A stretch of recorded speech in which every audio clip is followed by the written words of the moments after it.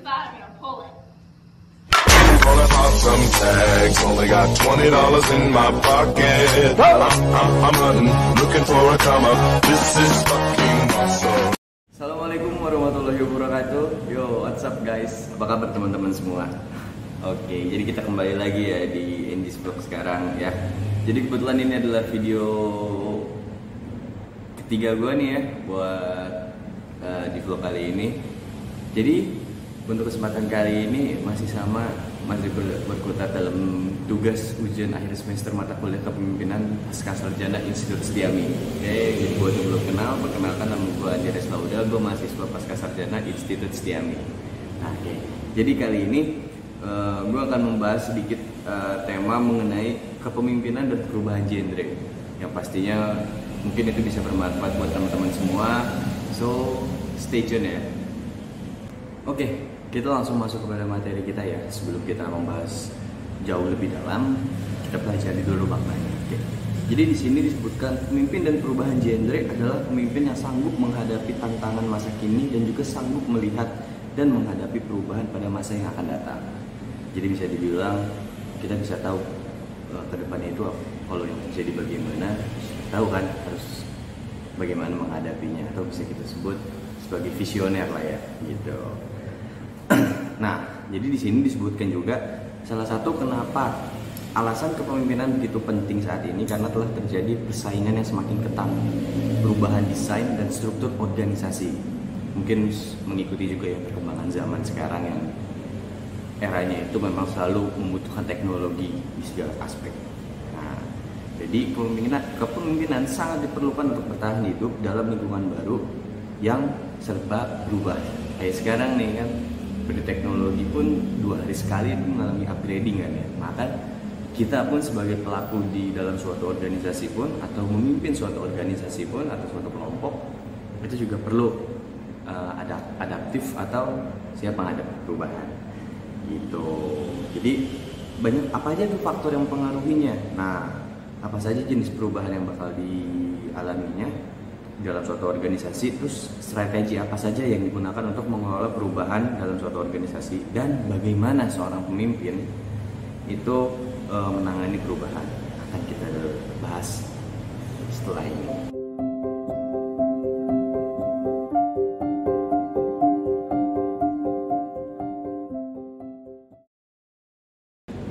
Oke, di sini juga disebutkan salah satu alasan kepemimpinan menjadi begitu penting saat ini karena telah terjadi persaingan yang semakin kuat, perubahan desain atau struktur organisasi maupun kepemimpinan sangat diperlukan untuk bertahan hidup dalam lingkungan baru yang serba berubah gitu. Maka setiap organisasi harus melakukan reorganisasi kembali untuk merefresh segala kegiatan yang ada di dalamnya gitu, dan juga bisa berkolaborasi dengan beberapa perusahaan-perusahaan atau kelompok-kelompok kecil melalui merger atau akuisisi sehingga kekuatannya itu menjadi lebih kuat.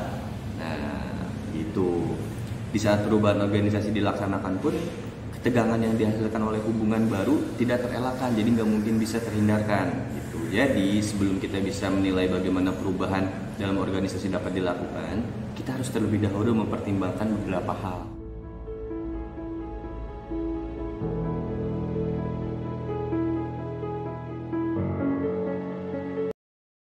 Oke teman-teman, jadi kan tadi di awal gue sebutkan ya bahwa zaman sekarang itu kita tidak bisa memisahkan diri dari yang namanya teknologi. Nah, berbicara dengan teknologi, mungkin generasi muda itu adalah generasi yang sangat dekat dengan teknologi karena apapun yang dia laksanakan itu pasti akan keterkaitannya dengan teknologi gitu. Nah, sama halnya pun dalam kepemimpinan dan perubahan genre ini. Di sini juga mungkin kita tahu ya.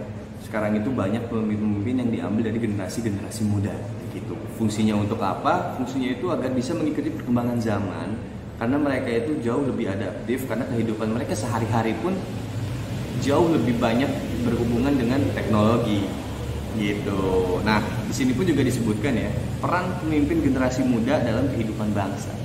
Oke. Nah, peran pemimpin generasi muda dalam kehidupan bermasyarakat itu antara lain ada peran sosial. Nah, sudah selayaknya generasi muda itu bisa menjadi duta buat masyarakat nih ya, karena mereka itu kan jauh lebih muda, bisa lebih merangkul berbagai macam kalangan, dan juga untuk kalangan muda pun dia bisa diambil menjadi panutan gitu teman-teman.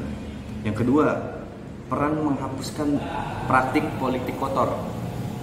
Nah, ini adalah kewajiban generasi muda sebagai generasi penerus pemimpin bangsa untuk menghapuskan praktik kotor gitu. Karena generasi muda harus berperan aktif dalam meluruskan penyimpangan politik di pemerintahan, karena ini akan berdampak pada hilangnya keberpihakan pada kepentingan rakyat gitu. Lalu ada juga peran kultural di sini, meliputi kultur akademik dan moral. Nah, kedua kultur ini itu adalah yang akan melengkapi kebesaran eksistensi generasi muda sebagai duta masyarakat yang menjalankan peran sosial dan politik gitu. Prestasi seharusnya sudah menjadi kultur generasi muda sebagai insan terpelajar gitu. Dalam rangka meningkatkan persatuan bangsa, maka generasi muda juga mempunyai peran yang sangat penting. Nah, kita juga perlu tahu nih seberapa jauh potensi yang dimiliki oleh generasi muda sehingga mereka bisa berperan aktif dalam kegiatan ini. Dan kita juga harus bisa melihat potensi-potensi yang ada dari diri mereka. Nah, jadi gimana cara kita melihat potensi-potensi itu? Yang pertama, kita dapat melihat potensi generasi muda dari aspek karakternya. Gitu. Banyak terobosan barukah yang bisa mereka lakukan atau yang mereka lahirkan gitu, karena mereka punya paradigma berpikir yang berbeda. Beberapa kelebihan yang bersifat alami di atas yaitu idealis, kritis, dan kreatif, membuat arus perubahan dapat diciptakan menuju. Kita terlebih dahulu harus bisa melihat potensi-potensi generasi muda sebelum kita memilihnya sebagai pemimpin. Nah, jadi gimana tuh cara kita melihat potensi-potensi mereka? Nah, di sini juga akan dijelaskan teman-teman. Pertama, kita dapat melihat potensi mereka mulai dari aspek karakternya, gitu. Lalu yang kedua, potensi mereka juga bisa dilihat dari aspek intelektualitasnya. Nah, jadi potensi-potensi itu tuh bisa digali dari dua hal tersebut, mulai dari karakternya dan juga intelektualitasnya. Karena dengan dua fondasi tersebut, maka generasi-generasi muda itu sudah cukup menjadi bekal utama mereka. Karena kenapa? Seperti yang saya sebutkan di awal, mereka itu jauh lebih adaptif menghadapi perubahan-perubahan yang ada. Berdasarkan dari apa? Berdasarkan dari contohnya kehidupan mereka sehari-hari dengan selalu bersama dengan teknologi. Itu yang sudah bisa mereka jalankan. Itulah kenapa potensinya itu seperti yang tadi saya bilang, melalui karakter dan juga intelektualitas. Oke teman-teman, tadi kan kita sudah membahas ya potensi apa saja yang harus dimiliki oleh seorang generasi muda untuk menjadi seorang pemimpin. Nah, sekarang ini juga akan membahas 4 kekuatan yang harus dimiliki oleh generasi muda jika ingin menjadi seorang pemimpin. Yang pertama itu ada kekuatan moral. Oke. Nah, jadi yang kedua ada juga kekuatan kontrol sosial. Nah, yang ketiga ada kekuatan intelektual, dan keempat ada kekuatan profesional gitu. Jadi pemimpin generasi muda harus memiliki peran sosial yang tercermin dalam keterpekaan yang tinggi terhadap lingkungan gitu teman-teman. Jadi jika memang setelah memiliki dua potensi yang tadi disebutkan, lalu juga memiliki 4 kekuatan yang tadi disebutkan juga, maka seorang generasi muda itu sudah layak atau sudah saatnya bisa memberanikan diri menjadi seorang pemimpin dalam suatu organisasi atau suatu lingkungan gitu, siap menghadapi segala tantangan apapun karena dia sudah memiliki 6 fondasi yang tadi saya sebutkan. Oke teman-teman, jadi tadi kita sudah membahas mengenai kepemimpinannya, lalu sekarang kita akan membahas mengenai pengembangan organisasi gitu. Nah, sebuah perubahan dan pengembangan dapatlah terjadi pada apapun dan siapapun, tidak terkecuali dengan kelompok. Tidak banyak individu atau kelompok menyukai adanya perubahan, namun perubahan itu tidak bisa dihindari. Gitu. Faktor perubahan dapat terjadi karena 2 faktor, yaitu faktor internal dan faktor eksternal. Oke. Nah, untuk faktor internal itu adalah segala keseluruhan faktor yang ada di dalam kelompok, di mana faktor tersebut dapat mempengaruhi kelompok dan kegiatan kelompok. Penyebab perubahan yang berasal dari dalam kelompok yang bersangkutan yang dapat berasal dari berbagai sumber.